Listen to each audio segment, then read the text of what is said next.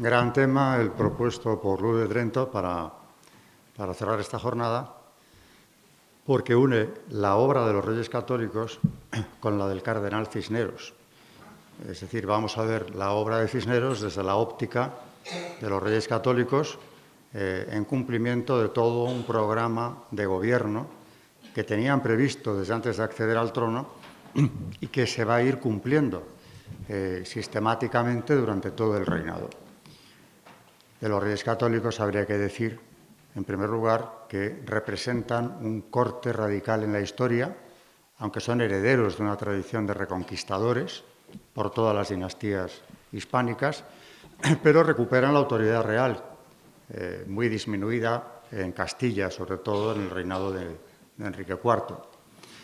Pero tienen un programa muy claro, muy definido, a pesar de que, en el caso de Isabel, ha crecido hasta su adolescencia en Arévalo, junto a su madre, en tierra de cristianos viejos. Eso sí, que yo creo que es lo que más caracteriza el sentido de la vida y del deber, también el programa que va a desarrollar ella después, sin concesiones.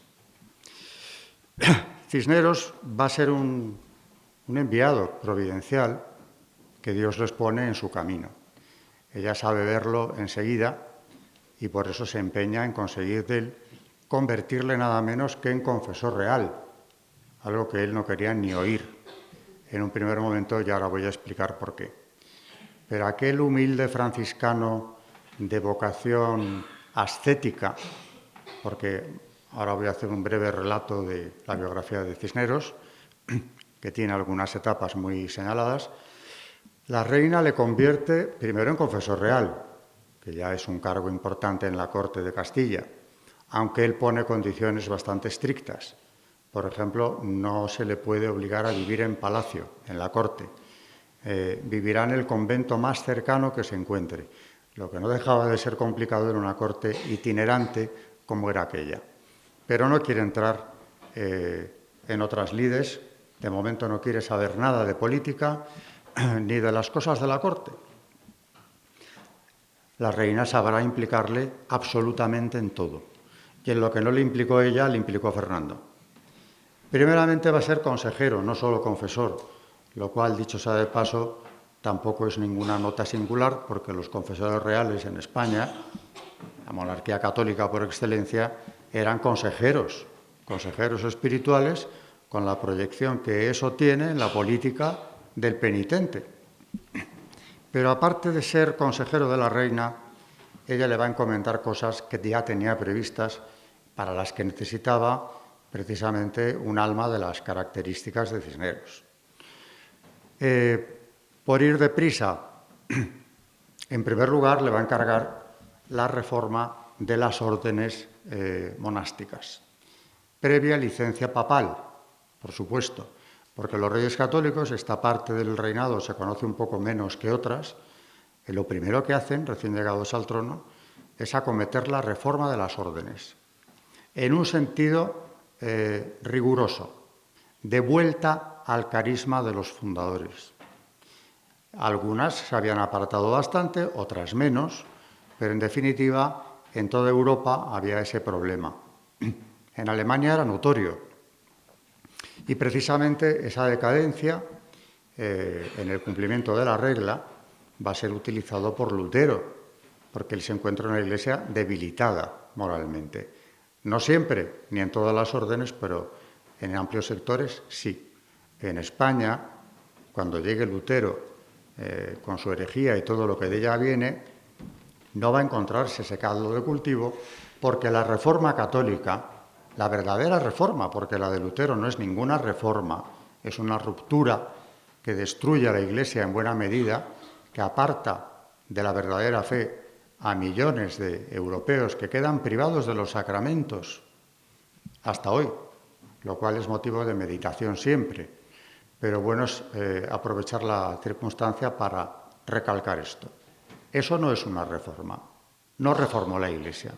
La rompió en dos y se llevó detrás a una serie de seguidores, estados enteros, con sus gobernantes, que se apartan precisamente de los canales de la gracia que Cristo estableció para nuestra salvación. Eso no es reforma, insisto, es diferente. Pero la verdad es que el lenguaje lo han sabido manejar.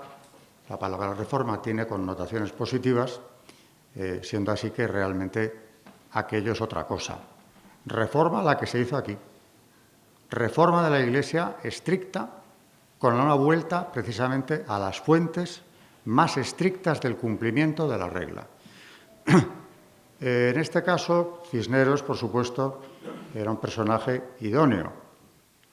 Él había sido ordenado sacerdote en Roma, después de sus estudios, vuelto a España y después de un altercado grave con el arzobispo Carrillo, que le llevó a prisión incluso, recuperado por el cardenal Mendoza, con buen ojo, como sabemos, lo lleva a la diócesis de Sigüenza, donde le convierte en vicario general de la misma y capellán mayor. Y ahí está, durante varios años, ostentando un cargo muy importante, por supuesto, es el segundo de a bordo en la diócesis de Sigüenza, una de las principales de Castilla, y con una renta anual de 2.000 ducados, nada despreciable. Y de pronto tiene aquí una segunda vocación. Ya no es al sacerdocio. Él mismo, adelantándose a la reforma e incluso al proyecto de los Reyes Católicos, que por supuesto ni lo conoce, no ha tenido ocasión, estoy hablando de los años 70-80 ya del siglo XV, lo deja todo, deja el vicariato y se va con los franciscanos, se convierte en un fraile franciscano en La Salceda. Probablemente eligió a propósito el lugar porque allí en el siglo XIV, estamos en plena Alcarria, Tendilla, es donde se había producido una reforma de la orden franciscana que a partir de ahí se divide en dos. Los de la estricta observancia, que empieza en La Salceda, es la reforma de Villacreces, y los franciscanos conventuales, más relajados dentro de un orden que los de la estricta observancia, que son los de La Salceda, donde ingresa Cisneros, que aquí incluso cambia de nombre, pierde el suyo de bautismo, Gonzalo Jiménez de Cisneros se convierte en Fray Francisco Cisneros.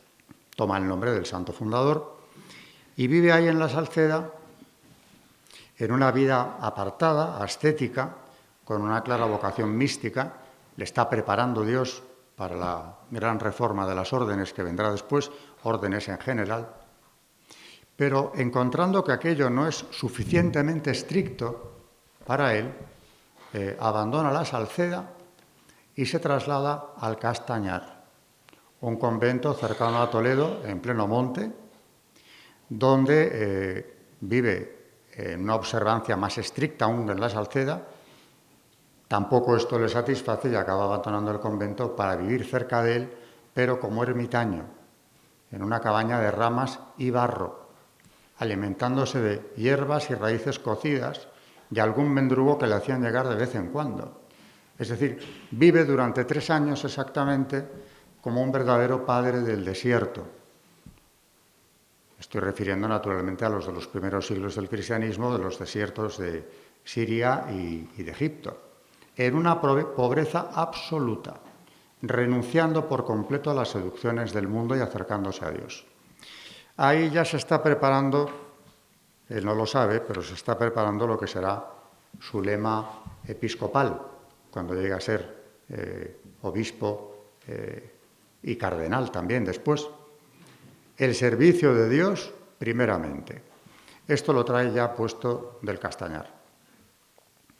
La propia orden de los franciscanos le recupera, porque claro, la fama de santidad llega, se propaga dentro de la orden, a pesar del apartamiento que se ha impuesto él a sí mismo, le recupera y lo lleva de nuevo, tiene que obedecer, le lleva de nuevo a La Salceda. Recordemos que es la cuna de la estricta observancia. Ahí lo ponen al frente de la comunidad. Y ahí va a estar durante bastantes años, pero no se olvida de él nunca el cardenal Mendoza. Mendoza deja escrito, está en este libro que editó Luz de Trento, y que nos enseñaban ahora, Cisneros, de Luis Santamarina, libro verdaderamente interesante, de él he tomado algunos datos.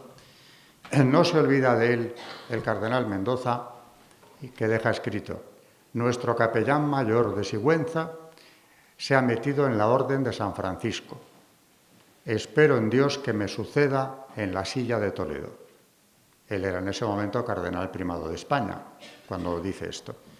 Y claro que no se había olvidado de su vicario. Es más, le va a buscar a la Salceda. Le presiona de todas las maneras para que deje ese convento y se traslade a Valladolid momentáneamente, no se supone que fuera un traslado definitivo, para hablar con la reina, que quiere conocerle, para encargarle la dirección espiritual de su alma. Esto a Fray Francisco le espanta. Por supuesto, nada más alejado de la vocación que él llevaba y del camino que quería seguir llevando. Pero bueno, tiene que acatarlo y va a Valladolid, trata de esquivar a la reina, ella sabe hacerse la encontradiza y finalmente le convence de que necesita no solo su dirección espiritual, sino para que la ayude en otras empresas de orden espiritual igualmente que tiene pensado poner en práctica de inmediato. Estamos en el año glorioso de 1492, final de la Reconquista, descubrimiento de América y otros acontecimientos en los cuales yo incluiría también la entrada de Cisneros en el ámbito más estrictamente personal de los Reyes Católicos. A partir de ahí, por supuesto, el primer cometido va a ser, como ya he dicho, la reforma de las órdenes. La Iglesia española, a finales del siglo XV, principios del XVI, pero más adelantado el siglo XVI sobre todo, es, como dice también Orlandis, la que tiene un mayor nivel espiritual y científico de Europa, lo que explica el porqué de su peso en el Concilio de Trento. Aparte de la reforma eclesiástica, Cisneros acomete grandes empresas. Sobre la base del Estudio General de Alcalá, levanta la actual Universidad de Alcalá, que luego ya, por avatares de la historia, por cierto, hablando del liberalismo, después de las tormentas liberales del XIX, la de Alcalá acaba siendo trasladada a Madrid, donde lleva el nombre de Central, y de ahí sale la Complutense, precisamente por el nombre de Alcalá, el nombre romano de Alcalá.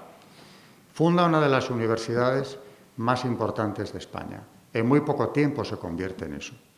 Y aparte, como gran obra que él fomentó, está la Biblia políglota complutense, que va a servir sobre todo para los estudiosos de la Sagrada Escritura. Por eso está en 3 lenguas. Bueno, está en 4, a veces son 4. Esto como labor intelectual y labor de fondo en lo espiritual. Pero si vamos a hablar de la cruz y también de la espada, vamos a derivar hacia otras 2 misiones que se le van a encomendar. Cisneros acabará siendo enseguida, a la muerte del cardenal Mendoza, como él deseaba, cardenal de Toledo, arzobispo de España, lo que le otorga un poder enorme, no solo por el rango de primado, sino porque la potencia económica de la diócesis toledana es de las mayores de España. Y el peso del obispo, del arzobispo, es de los mayores o el mayor de todo el conjunto de los reinos hispánicos. Pero es que además llega a ser enseguida también inquisidor mayor de Castilla. Y aquí tiene por delante un cometido importante, que es velar por la pureza de la fe. Es otra de las empresas principales para los reyes católicos desde su llegada al trono. Insisten, les cuesta un cierto esfuerzo que la Santa Sede les conceda el Tribunal del Santo Oficio, pero se lo acaba concediendo. Y realiza una labor de cohesión espiritual de los españoles verdaderamente impresionante, con toda la mala prensa que tiene, especialmente a partir del régimen liberal en adelante. Pero claro, entre la reforma de Cisneros, de los Reyes Católicos, de los inicios del reinado, y el establecimiento de este tribunal, España se va a ver libre por completo, casi, salvo algún episodio anecdótico, de todos los males de la herejía luterana y lo que viene detrás de ella. Aquí no había terreno para eso. La verdad es que no había tanto, porque generalmente Castilla, insisto, era tierra de cristianos viejos que han repoblado, además, Andalucía. Pero de todas las maneras, había lugares también de larga tradición católica que quedan desbordados por la Reforma. Así que le tenemos como inquisidor general, reformador de la Iglesia, padre de una universidad que tendrá un peso importantísimo también en la cuestión religiosa, en la formación de teólogos, evangelizador de América. Los Reyes Católicos consiguen, con ese derecho de presentación que han logrado también de la Santa Sede, hacer nombramientos muy acertados. En América especialmente, porque allí se requería alguien que tuviera una especial vocación misional y pedagógica. Así que esto, con el asesoramiento de Cisneros, va a permitir que en un tiempo vertiginoso, asombrosamente rápido, la Iglesia católica esté estructurada sólidamente en América, con las diócesis determinadas y un número de conversiones sinceras impresionante. También en esto colabora él. Pero aparte, Cisneros va a ser un hombre de gobierno. No olvidemos que en dos momentos de su vida va a ser regente, primero de Castilla, a la muerte de Felipe I el Hermoso, y después ya de toda España, porque cuando muere Fernando el Católico, ante la imposibilidad de doña Juana, quien le sucede en la regencia, bueno, primero de Aragón, que gobernaba el rey directamente porque eran sus estados, pero en la regencia de Castilla le sucede Cisneros hasta la llegada de Carlos I de España. Y entre tanto, sobre todo durante la segunda regencia de Fernando el Católico, como digo, Cisneros es el que cubre ese periodo que va de la muerte de Felipe el Hermoso al regreso de Fernando, que se había ausentado en Italia y vuelve de allí ya investido como rey de Nápoles, es decir, con un poder que le da otra perspectiva a España, que no hace más que durante este reinado acumular coronas de primer orden, por cierto, para la defensa de la cristiandad. En ese primer periodo, donde ya toda Castilla clama por el regreso de Fernando el Católico, Cisneros se prepara el terreno. Cuando en la segunda regencia, es decir, cuando ya muerto su yerno, Fernando se ocupe del gobierno de todos los estados de España, van a acometer otro gran proyecto de Fernando y de Isabel, la cruzada. Esto no tiene nada de novedoso, puesto que toda la reconquista, toda, es una cruzada, desde Covadonga hasta Granada, con etapas muy difíciles, con otras de estancamiento, pero una cruzada que no se detiene nunca. Como ha dicho también el profesor Barraicó ahora mismo, es algo que no tiene parangón en la historia universal. El Islam no se ha ido de ningún sitio. Bueno, con una pequeña excepción, los Balcanes. En el siglo XIX sí se logró que estos territorios volvieran a poder profesar libremente su religión ortodoxa y hay una derrota del Islam, del Imperio turco, que tiene que dejar aquello. Pero no es comparable lo que se gana entonces, que sí es bastante, con la ganancia de España en esa cruzada que finalmente va a ser la única, victoriosa y que dará un fruto permanente, la de España, equiparada por los papas a todas las otras cruzadas. Por eso tenemos bulas de cruzada de los papas, con los privilegios que los caballeros cruzados podían alcanzar y con los ingresos que la Iglesia podía aportar después de la bula a los reyes de los reinos cristianos españoles, en igualdad de condiciones, con las de los cruzados que iban a Tierra Santa. El concepto es el mismo. Los reyes católicos son muy conscientes de que esta cruzada está por acabarse. Isabel más que Fernando. Es más, le pone una condición. Ella, que siempre va de acuerdo con él, el monta tanto se cumplió.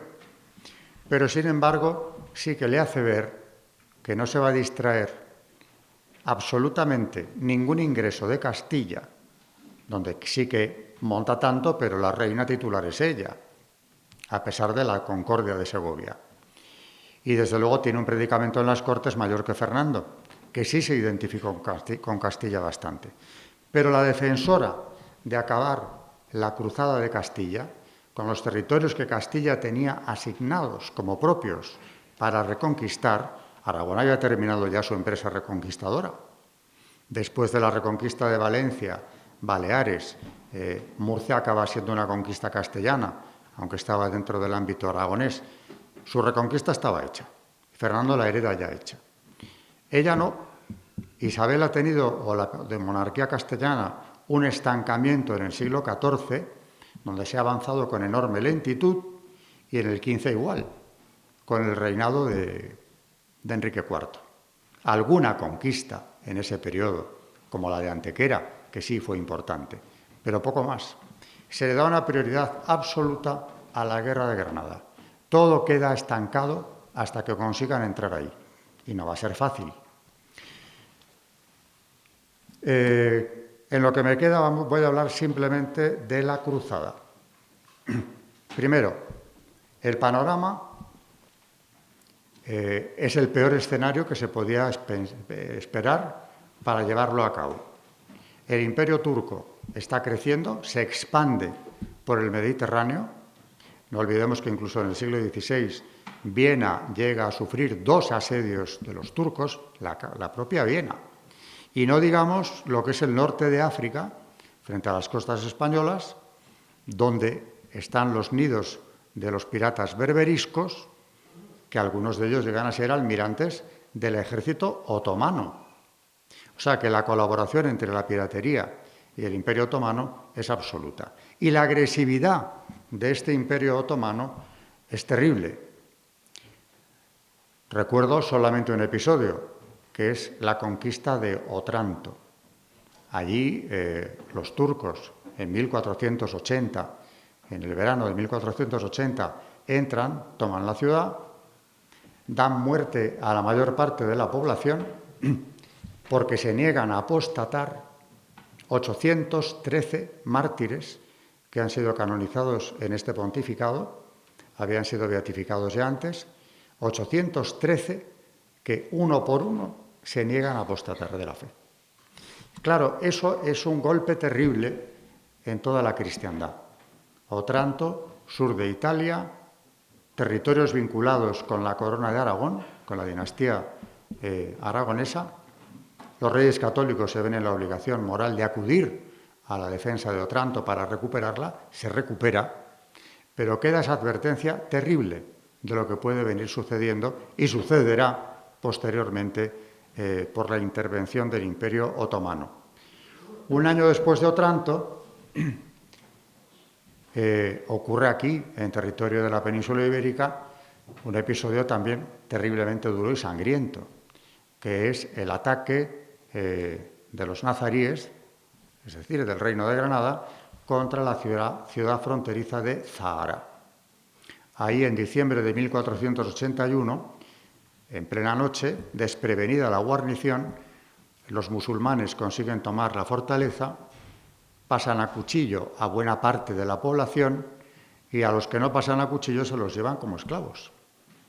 Atados como perros, dice el cronista Bernaldez, para venderlos, que es lo que solían hacer con los prisioneros, como esclavos en los mercados de Asia o del norte de África. Esto, cuando ya se está preparando la guerra de Granada, va a ser un espaldarazo definitivo, porque claro, naturalmente siembra el terror en la frontera andaluza con el Reino de Granada y por otro lado la indignación. Los preparativos estaban avanzados, pero no terminados. Y aquí se adelantan los súbditos de la corona, cosa que va a ocurrir luego en las cruzadas, que voy a relatar brevísimamente, porque para tomar venganza de lo que ha ocurrido en Zahara, uno de los principales ricos hombres de Castilla, don Rodrigo Ponce de León, marqués de Cádiz, se adentra con sus huestes en territorio granadino y toma nada menos que la ciudad fuerte de Alhama. Se ve cercado por un ejército que envía el rey de Granada para acabar con esta dominación cristiana de una ciudad que es capital para defender el reino nazarí. Y el que levanta ese asedio, precisamente, es el principal rival del marqués de Cádiz, que lo había sido durante años, envueltos ambos en una guerra civil, verdaderamente, a la que puso fin el Tribunal de los Reyes Católicos en Sevilla. Estoy hablando del duque de Medina Sidonia, que siguiendo a su antiguo rival llega hasta Alhama y levanta el asedio. Es decir, que los vasallos se han adelantado a la acción del rey y éste comprende que, lejos de castigarles, lo que tiene que hacer es unirse a la reconquista precipitadamente, cuando todavía no todo estaba ultimado, porque no se puede abandonar esta posición ya. Granada cae en 1492, por fin es una entrada sumamente emocionante, se celebra lo primero misa en la Alhambra, entran los caballeros de Santiago como adelantados por privilegio de los reyes, Granada, y con esto todo el territorio ibérico ha sido liberado de la presencia musulmana. Pero claro, esto no garantiza ni mucho menos la seguridad de los territorios cristianos o de los territorios hispanos en el Mediterráneo. Todo el norte de África estaba, como he dicho, salpicado de nidos de la piratería, aparte de las incursiones de los otomanos, que siempre acuden en apoyo de los reyes del norte de África, reyes musulmanes, claro. Aquí el designio de Isabel de haber vivido más, probablemente habría llegado a ponerlo en marcha también ella, y lo deja dicho, en esto Fernando está completamente de acuerdo, era la conquista de África. Todo el norte de África tenía que ser cristiano. Por ahí había que empezar a evangelizar. Lo que pasa es que la conquista de América tiene un efecto, desde luego tiene muchos beneficiosísimos, pero tiene uno negativo, que es distraer las fuerzas españolas, me refiero a recursos de armamento y hombres, de la conquista de África, porque se está conquistando América, que al final se descubre que era algo mucho más grande de lo que Colón descubrió, y eso no se puede abandonar. Pero no por eso van a olvidarse de África. En el caso de África, se adelanta también uno de los vasallos de la corona, precisamente el alcaide de los donceles. Los donceles eran un cuerpo de caballería ligera formado por jóvenes nobles que habían servido como pajes en la corte del rey. Por eso se llamaban el continuo de los donceles de la Real Casa. Bueno, pues era alcaide, título que por cierto se hizo hereditario en su casa, en ese momento don Diego Fernández de Córdoba, marqués de Comares poco más tarde, que toma Mazalquivir, norte de África, hoy en día Argelia, precisamente como represalia o incursión de castigo contra la piratería berberisca, muy activa en esos momentos, que entorpece por completo la navegación en el Mediterráneo, con el consiguiente perjuicio para la economía de todo el Mediterráneo occidental, de España en concreto, con todas sus posesiones de Italia y las de la península ibérica. Mazalquivir es ocupado precisamente por 1505, unos meses después de la muerte de Isabel, por este alcaide que va a seguir allí precisamente sus operaciones de castigo, a veces con derrotas, porque las victorias en África, y esto va a ser una constante hasta el siglo XX, eran siempre de escasa duración, relativamente escasa, ya veremos, o por lo menos incierta, por varios factores. Desde luego, en el siglo XVI, por el constante apoyo otomano y también por la anarquía que impera en estos territorios. De momento, Mazalquivir va a servir como un primer eslabón. Estamos en junio de 1505, va a servir como un primer eslabón para esa cruzada africana que Fernando tenía pensado hacer. Y, por supuesto, va a contar desde el primer momento con el apoyo de Cisneros, de momento con el apoyo económico de la diócesis de Toledo, con el apoyo del Papa. Julio II llega a expedir una nueva bula de cruzada para la de los españoles, donde además, al referirse a Fernando, le llama fortísimo atleta de Cristo. Intenta que le sigan más potencias cristianas, no lo logra. Esta va a ser una cruzada estrictamente española y pontificia. Después de la conquista de Mazalquivir, viene la toma del Peñón de Vélez de la Gomera, que es el único territorio que hasta fecha de hoy, espero que siga siendo así, continúa siendo territorio español. De Vélez de la Gomera van a ir pasando después a territorios cada vez más hacia el oriente, pero territorios de enorme importancia, plazas muy fuertes, y ya aquí Cisneros se implica personalmente significa que va a acudir él a la conquista, dirigiendo a la hueste cristiana, en la conquista de Orán, aparte de los recursos enormes que aporta la diócesis, la corona y el propio Papa. La conquista de Orán es cosa de un día. Acude Cisneros, es él quien entra victorioso precisamente en esta plaza y pocos días más tarde consagra las dos mezquitas de Orán, una en honor de la Virgen, Iglesia de Santa María pasa a llamarse, y la otra en honor y con el nombre de Santiago Apóstol. Sigue la expedición porque el propio Cisneros aconseja al rey que no interrumpa las victorias que llevan conseguidas. Con lo cual, después de esto viene Bujía, posteriormente Argel. Les queda una plaza fuerte importante que tienen que tomar, que es Trípoli, y a por Trípoli se lanzan. Esto también va a ser bastante complicado, pero sin embargo, a la hora de la verdad, como en el caso de Argel, la conquista de Trípoli es cosa de una jornada. Claro que el esfuerzo bélico que ha hecho España con todos estos recursos, concretamente Cisneros es quien lo ha orquestado todo, es enorme. Cuando parte para la toma de Orán, en el puerto de Cartagena, se han reunido 90 y tantas naves. De ellas, 10 son galeras. Más de 80 son embarcaciones de menor envergadura, pero importantes. 14.000 soldados entre jinetes e infantes. Es el mayor esfuerzo que se había hecho en África por parte de España desde hacía tiempo. Eso sin contar la liberación de una plaza portuguesa que los musulmanes habían ocupado y que es un regalo de Fernando el Católico a su yerno Manuel el Afortunado. Trípoli también es conquistada y va a permanecer siendo española 20 años. Desde 1510 hemos recorrido un plazo de tiempo, como se ve, de 5 años, de 1505 a 1510. Trípoli desde ese año 1510 va a ser español hasta 1530. En ese año, Carlos I se lo concede a los caballeros de la Orden de San Juan de Jerusalén, posteriormente caballeros de Malta, precisamente por la práctica que tienen y el probadísimo valor que han demostrado en reprimir la piratería en el Mediterráneo.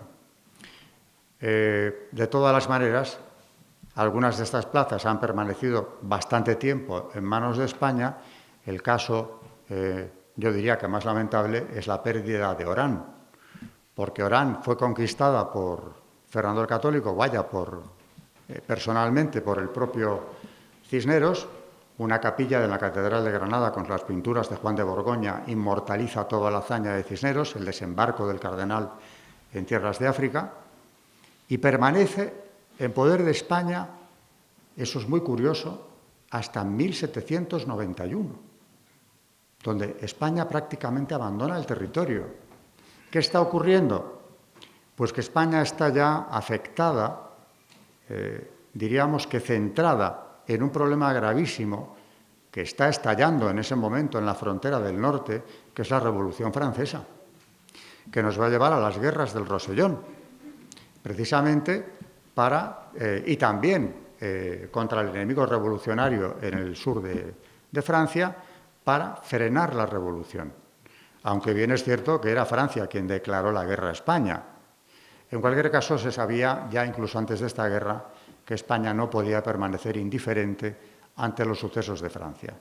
Y en este contexto, en plena Revolución Francesa, en un reinado, desde luego, trágico como pocos, el de Carlos IV, España abandona el oranesado, toda la región de Orán, que por supuesto era una plaza fuerte que garantizaba la posesión de las plazas fuertes españolas en el norte de África.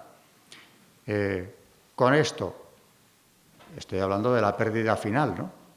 Pero lo que sí es cierto es que cuando muere Fernando el Católico, en 1517, deja un panorama tan halagüeño para España como que él mismo escribe orgulloso que en varios siglos España no se ha encontrado en semejante fortaleza. Se ha conseguido la dominación de la costa norte de África, siempre con también derrotas. Por ejemplo, con esto acabo, aunque nos deje un sabor amargo, la derrota de la isla de los Gelbes, o de Yerba, que también se la llama así. En los Gelbes, quien dirige las operaciones, uno de los que dirige, sobre todo las tropas de Castilla, es el mayorazgo de la Casa de Alba, don García de Toledo, que actuó de manera temeraria, él mismo pierde la vida en la conquista, que queda en tablas, de hecho es una derrota cristiana donde los españoles pierden 4.000 hombres, lo cual de momento supone un parón en la expansión cristiana en el norte de África, pero no olvidemos, y esto ya no forma parte de la conferencia, que a pesar de este desastre, Carlos I va a pasar el testigo, después a Felipe II.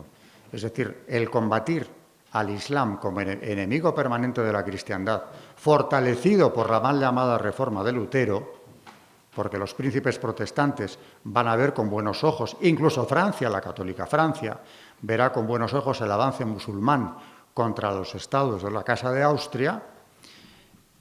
El papel de España va a ser mantener a raya a todos los enemigos de la fe.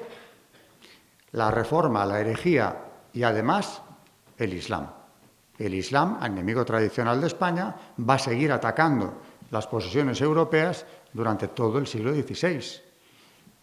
Y como se nos ha ido el tiempo, yo acabaría solo con un apunte. Carlos I levanta el asedio de Viena y consigue mantener a raya al Islam, aunque cerca, en Hungría. Pero es que su hijo, Felipe II, es el artífice de una de las mayores victorias de Europa, de la cristiandad, contra el Islam, que es Lepanto. Sin la cual, aunque luego siempre ha habido quien le ha querido quitar importancia y méritos a esta victoria, sin Lepanto, la historia del Mediterráneo, la historia de la cristiandad, habría sido seguro, diferente. El propio Imperio Otomano se jactaba de que era una derrota, de segundo orden. Podían reconstruir la armada en poco tiempo. Decía el sultán que le habían rapado las barbas, pero nada más. Nada más y nada menos, porque no volvieron jamás a tener la presencia en el Mediterráneo que habían tenido. No desaparecerán. El Imperio Otomano se va a mantener en pie hasta el siglo XX, pero no será lo mismo después de Lepanto.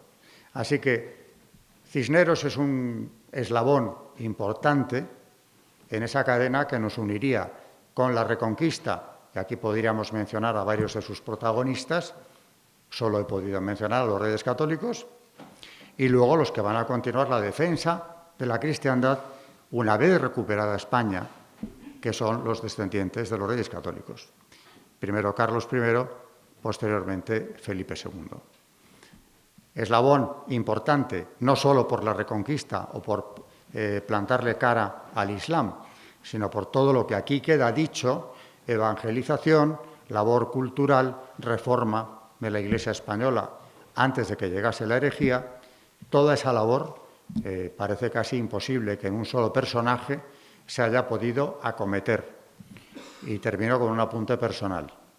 Pienso que sin los años de retiro entre la Salceda y el Castañar, cuando él llega a la conclusión de que el servicio de Dios primeramente es lo que hay que buscar y quiere apartarse del mundo, gracias a Dios no lo permitió así el señor. La reina católica lo cazó al vuelo. Pero sin él, verdaderamente, también posiblemente la historia de España hubiera sido más complicada, porque en estos años, mejor colaborador para todas las empresas que ellos se habían impuesto, no era posible encontrarlo en ese momento, en España y probablemente en Europa. La base era la formación mística, ascética, que traía ya él de la Salceda y del Castañar.